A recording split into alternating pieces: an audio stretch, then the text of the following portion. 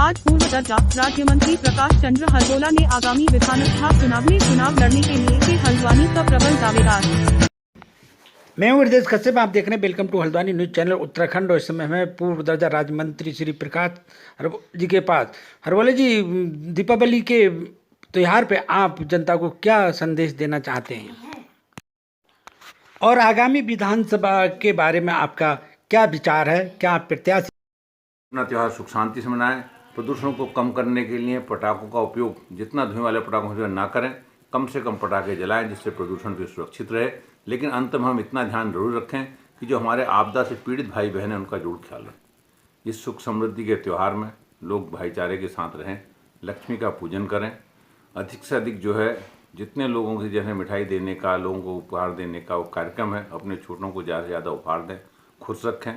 साथ ही जो है इस त्यौहार को इस ढंग से मनाएं कि जो है क्षेत्र में प्रदूषण बढ़ ना पाए। इसके लिए हम पटाखों का उपयोग, धुएं वाले पटाखों तो बिल्कुल ना करें। जो पटाखे ज़रूरी हैं उनको जलाएं, लेकिन इतनी सीमित मात्रा में जलाएं कि उसके बाद हमारे जैसे जो लोग जिनको अस्थमा है, कोई बीमारी है, वो है, उनको कोई कष्ट न पहुँचे। मंत्री जी, यदि बात की जाए इस समय मुख्यमंत्री पुष्कर सिंह धामी जी की और भाजपा परिवार की, देखिए आपदा एक पहले भी आई थी, केदारनाथ में जो आपदा आई थी उस टाइम बोगड़ा जी के लिए कांग्रेस की सरकार थी। तो मैंने देखा था कि सुना भी था, पेपरों में छा रहा था कि स्कूटी के नंबर निकले जहाँ से बिल कटे थे बसों के, ऐसा उसमें घोटाला भी दिखाई दिया था। लेकिन इस बार जो आपदा आई है, मुख्यमंत्री जी ने खुद ही चेक अपने हाथ से बांटे हैं। इस विषय में आप क्या कहना चाहेंगे? देखिए, यही दोनों के चरित्र में अंतर है, पार्टियों की विचारधारा और चरित्र में। हम सेवाई संगठन की बात करते हैं, नर सेवाई नारायण सेवा की बात करते हैं। इसलिए हमारे मुख्यमंत्री ने तुरंत 24 घंटे ना बीते क्षेत्र का दौरा करा, जगह जगह अधिकारियों को वो कहा, सबको अपने काम पे लगा, और साथ ही संगठन को भी हमारे संगठन ने निर्देश दिए कि आप भी सेवा कार्य जितना कर सकते हैं करें। तो आप देखें कि सरकार और संगठन के माध्यम से जिस जिस एरिया में सेवा पहुंच सकती थी, उस एरिया में जहां जरूरत थी वहां हमारा कहीं कार्यकर्ता गया, कहीं सरकार के कर्मचारी गए, लेकिन कोई भी क्षेत्र हमने ऐसा नहीं छोड़ा जहां हमारा व्यक्ति ना पहुंचा हो, किसी व्यक्ति को सहायता ना मिली हो।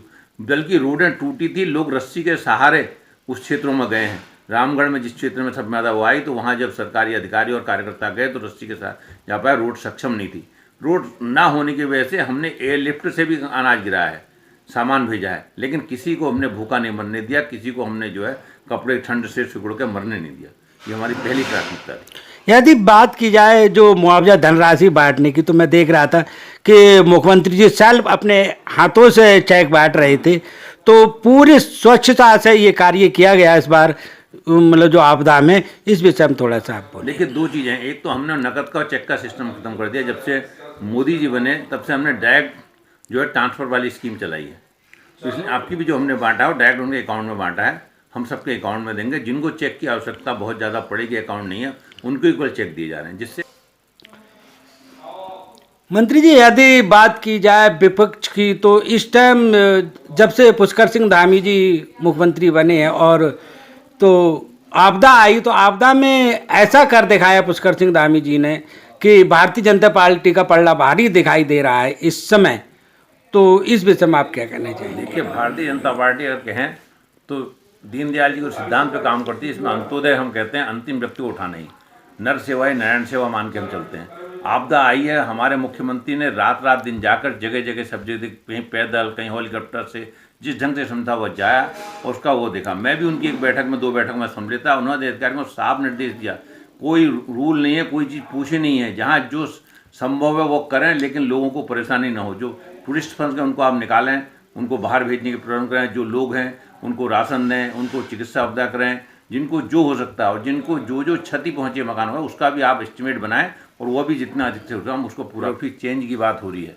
अगर आप 2000 का हमारे वो देखें, जन जागरण आता, उसमें हमने उसी टाइम कहा था कि जब उत्तराखंड में जिस टाइम सुधौली संधि और हरिद्वार की एक नगर पालिका ने प्रस्ताव पास करा था 1937 में कि यहाँ विधर्मी लोग नहीं रह सकते, उसको आज भी मानना जाना चाहिए कि उत्तराखंड की देवभूमि जो हम कहते हैं, देवभूमि तभी बच पाएगी जब यहाँ की संस्कृति, हिंदू संस्कृति बची रहेगी। इस बात को लेकर हमने 2000 में एक आंदोलन भी करा था।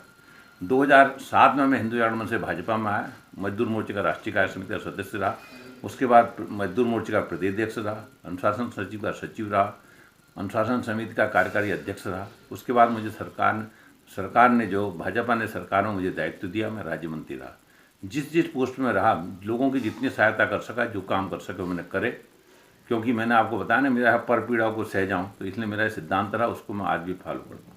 तो प्रत्याशी भी पार्टी को वैसा ही चुनना चाहिए जिसको पहले ही से सब लोग जानते हों, तो इस विषय में आप क्या कहना चाहेंगे? देखिए, ये आपका कहना बिल्कुल सही है, ऐसा होना चाहिए, लेकिन पार्टी जिस पे भी दांव खेलेगी, हम तो पार्टी के सिपाही रहे हैं, उसका पूरा साथ देंगे, लेकिन जितने भी नाम यहाँ आ रहे हैं, तो मेरे ख्याल से एक दो को छोड़ के उससे ज़्यादा पहचान मेरे से ज़्यादा पहचान किसी भी पार्टी जो टिकट मांग रहे हैं उनकी शहर में होगी, ये मुझे आशा नहीं है।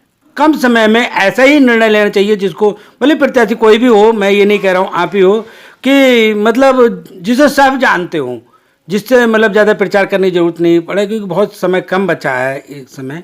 तो यदि आपकी बात की जाए तो आप इस विषय में थोड़ा सा बताइए। देखिए, ये सब हाईकमान का निर्णय, पार्टी हाईकमान है, जो ब्यूरो है, वो जो अपना जो है पार्लियामेंट्री बोर्ड है, वो निर्णय करता है, वो सभी चीज़ देखते हुए टिकट देता है। तो अपना तो पूरा वो है, और आपकी लड़ने का पूरा मन है, क्योंकि मेरी जिस उम्र के पड़ा पहुँच गया हूँ, मेरे लिए आखिरी मौका है। तो मैं तो अपनी ओर से पूरी कोशिश करूँगा कि हर हालत में लड़ूँ और टिकट निकालूँ।